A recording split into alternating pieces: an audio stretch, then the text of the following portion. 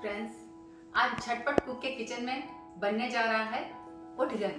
पूर्वांचल का एक प्रसिद्ध पारंपरिक डिश है उठगन, जो ज्योतिया व्रत में बनाया जाता है। कहा जाता है कि जीमूत वाहन स्वामी जो थे वो एक गंधर्व राजकुमार थे। उनके पिताजी राजा थे, लेकिन उनका मन राजपाट में नहीं लगा तो वो जंगल चले गए। अपना सारा राजपाट इनको सौंप दिया, जीमूत वाहन जी को, और ये राजा बन गए। लेकिन इनका भी मन नहीं लगा तो ये भी अपने पिता के पास जंगल में चले गए। वहां पर एक दिन इन्होंने नाग वंश के एक वृद्ध महिला को रोते हुए देखा।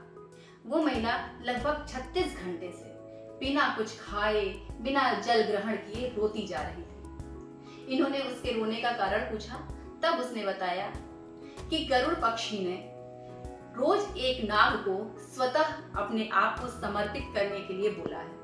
उन्होंने कहा है कि अगर रोज एक नाग मेरे पास आएगा तो मैं उसको खा करके अपनी भूख शांत कर दूंगा, अन्यथा मैं पूरे नागवंश को नाग का नाश कर दूंगा। तो आज मेरे पुत्र की बारी है, उसको जाना है, इसलिए मैं रो रही हूँ और मैं चिंतित हूँ कि आज के बाद मेरा पुत्र जीवित नहीं बचेगा।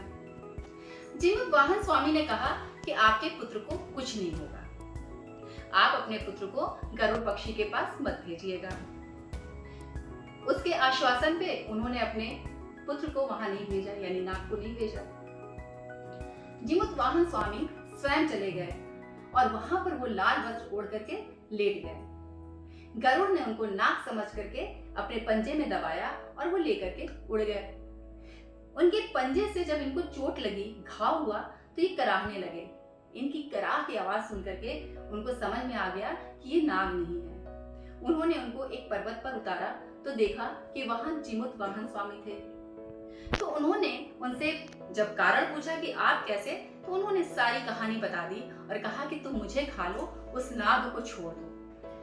जीमूत वाहन स्वामी के इस समर्पण से और जीवों के प्रति ये जो भाव था, जो दया थी, उसको देख करके गरुड़ पक्षी इतने प्रभावित हुए कि उन्होंने नाग न खाने का वचन दे दिया और साथ में ये भी कहा कि आज के बाद आपकी लोग पूजा करेंगे, अर्चना करेंगे और आपसे अपने संतान की मंगल कामना करेंगे। और ये जब से उनको वरदान दिया गया, तब से ही कहा जाता है कि महिलाएं अपने संतान की रक्षा के लिए उनकी पूजा करती हैं और जीमूत वाहन स्वामी की अर्चना करती हैं, पूजा करती हैं और निर्जला व्रत रखती हैं ताकि उनके संतान की रक्षा हो सके। तो आइए आज बनाते हैं उठगन। फ्रेंड्स, आज झटपट कुक में हम उठगन बना रहे हैं। ये उठगन बेसिकली एक मीठी पूड़ी या खस्ता मीठी पूड़ी हम बोल सकते हैं, मीठी मठरी बोल सकते हैं, वो हम बनाएंगे। आप ये देख सकते हैं, ये बहुत ही टेस्टी एकदम, ये इस पर जो आवाज़ आएगी ना, आप इस खस्तेपन को आप देख सकते हैं। और जो इसका अंदर का जो एक सॉफ्टनेस है, ऊपर से बिल्कुल करारी है और अंदर से बिल्कुल सॉफ्ट है। साथ में इसमें जो नारियल का एक अरोमा आ रहा है वो बहुत ही लाजवाब है। तो आप इसको बनाइए। आप सच में बता रहे हैं, अगर आपने ये बना लिया और आपने इसे खा लिया तो आप मार्केट से बिस्किट लाना बिल्कुल भूल जाएंगे। ये घर की बनी हुई खस्ता मठरी, खस्ता पूड़ी, आप कुछ भी कह सकते हैं, ये इतना लाजवाब है, ये महीनों चलता है, खराब नहीं होता है। तो आइए चलिए आज हम बनाते हैं उठगन।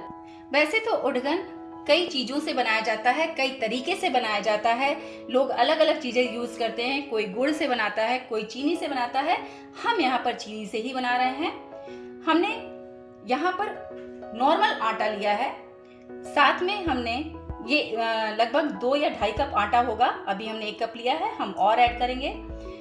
आधा ग्लास ये हमने ठंडा रूम टेम्परेचर पे का दूध लिया है, इसमें मलाई है, पूरी मलाई वाला दूध है ये। साथ में ये हमने 2 बड़े चम्मच सूजी के लिए हैं, 1/4 कप पिसी हुई चीनी है और आधा कप के लगभग ये मैंने नारियल का बुरादा लिया है। नारियल का बुरादा बिल्कुल ऑप्शनल है, आपके पास अगर है तो जरूर डालिएगा क्योंकि टेस्ट बहुत अच्छा आता है, और नहीं है तो आप पूरी तरह स्किप कर सकते हैं। ये आधा चम्मच हमने छोटी इलायची का पाउडर ले लिया है और ये 1 चम्मच हमने मोटी सौंफ ले ली है। सौंफ से इसमें बहुत अच्छी खुशबू आती है, बहुत अच्छा टेस्ट आता है। साथ में मैंने आधा चम्मच बेकिंग पाउडर ले लिया है। बेकिंग पाउडर इसको सॉफ्ट करेगा और सूजी इसको खस्तापन देगा। साथ में ये मैंने 1/4 कप घी ले लिया है, ये देसी घी है। आप कोई भी ऑयल यूज कर सकते हैं। और यहाँ पर नमक है जो सिर्फ 1 पिंच मैं यूज करूंगी। आप चाहें तो इसको डालें, न चाहें तो इसको स्किप कर सकते हैं, लेकिन नमक से जो इसका मीठापन होता है वो बहुत अच्छा बैलेंस हो जाता है। आइए हम शुरू करते हैं। हमने सबसे पहले ये दूध डाल लिया है। वैसे इसको पानी में भी बनाया जा सकता है, लेकिन दूध में बनाने से एक तो ये बहुत हेल्दी होता है, दूसरा ये बहुत ही सॉफ्ट और बहुत ही टेस्टी बनता है, इसलिए हमने दूध यूज किया है। चीनी की मात्रा आप अपने टेस्ट के अकॉर्डिंग घटा बढ़ा सकते हैं। घी भी हमने यहाँ मिला दिया है, सूजी भी हम डाल दे रहे हैं यहीं पर, इलायची पाउडर, सौंफ को थोड़ा सा हाथों से हम क्रश कर लेंगे और 1 पिंच नमक। हम पहले इनको बहुत अच्छे से मिक्स कर लेंगे। बेकिंग पाउडर भी डाल दे रहे हैं,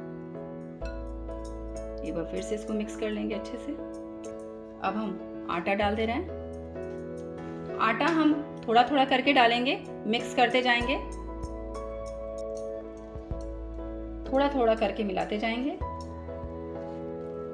हमको एक डो के रूप में इसको बनाना है, बिल्कुल वैसे ही जैसे हम पूड़ी के लिए बनाते हैं। थोड़ा थोड़ा सा करके इसमें हम आटे को भी मिलाते जाएंगे और यहीं पर हम अपना ये जो नारियल है ना, नारियल को भी इसमें मिला करके और हम एक डो तैयार कर लेंगे। हम इसको एक डो की तरह बना करके और हमको इसको रेस्ट पे रखना होगा। ये बिल्कुल आटा तैयार हो गया है। अब इसको हम कम से कम 15 से 20 मिनट तक ढक करके रख देंगे। ये आटा हमारा बिल्कुल सेट हो चुका है। अब हम इनकी लोइयां तोड़ लेते हैं, थोड़ी बड़ी बड़ी लोई तोड़ेंगे और जब तक हम इधर बेल करके इनको तैयार करते हैं तब तक हम अपने घी को गर्म कर लेते हैं। ये हमने देसी घी लिया है, आपके घर में जो भी घी हो, आप जिस भी ऑयल में बनाना चाहें बना सकते हैं। मस्टर्ड ऑयल में मत बनाइएगा, बाकी किसी भी ऑयल में बना सकते हैं। हम इसको कटोरी से छोटा छोटा काट लेंगे, थोड़ा मोटा ही बेलना है हमको, बहुत पतला नहीं करना है।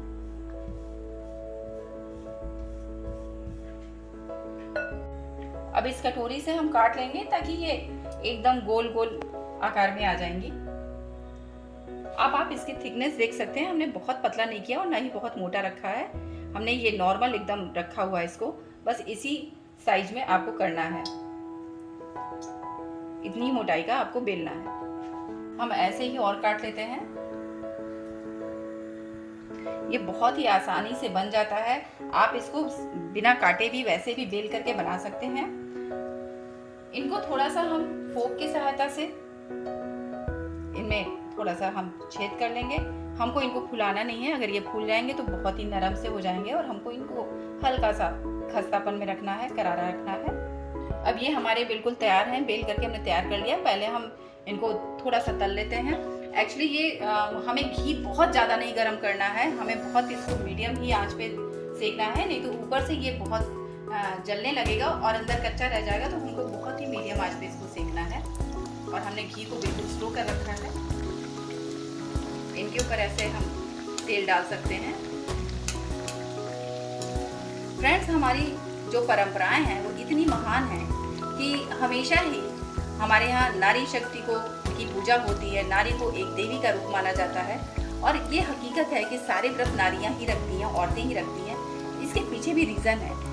जो औरतें इतना त्याग, इतनी तपस्या जो वो कर लेती हैं, जो इतना सब कुछ वो सहनशीलता उनमें है, जो सब कुछ वो बर्दाश्त कर लेती हैं, इतने भूख को, प्यास को शायद पुरुष नहीं कर सकते। इसीलिए ये सारे व्रत महिलाओं के लिए ही रखे गए हैं और महिलाएं चूँकि त्याग और ममता की मूर्ति मानी जाती हैं, इसलिए वो बड़े ही खुशी मन से, बहुत ही अच्छे मन से ये सारे व्रत और त्योहार करती भी हैं।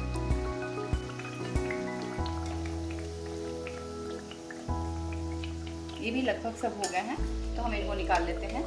इनको सेकने में मुश्किल से 2 से 2.5 मिनट लगेगा, ज़्यादा वक्त नहीं लगेगा।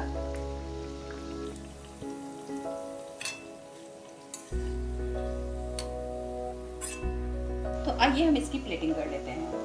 ये बहुत ही करारा, बहुत ही टेस्टी और साथ में बहुत ही खस्ता, यानी एक खस्तापन है इसमें। ये बहुत ही सॉफ्ट है और साथ में बहुत ही क्रिस्पी भी है। तो इसका जो टेस्ट है ना वो इतना मज़ेदार होगा कि आप, बता तो रही हूँ कि इसको आप जब खाने लगेंगे तो आप स्नैक्स को भूल जाएंगे।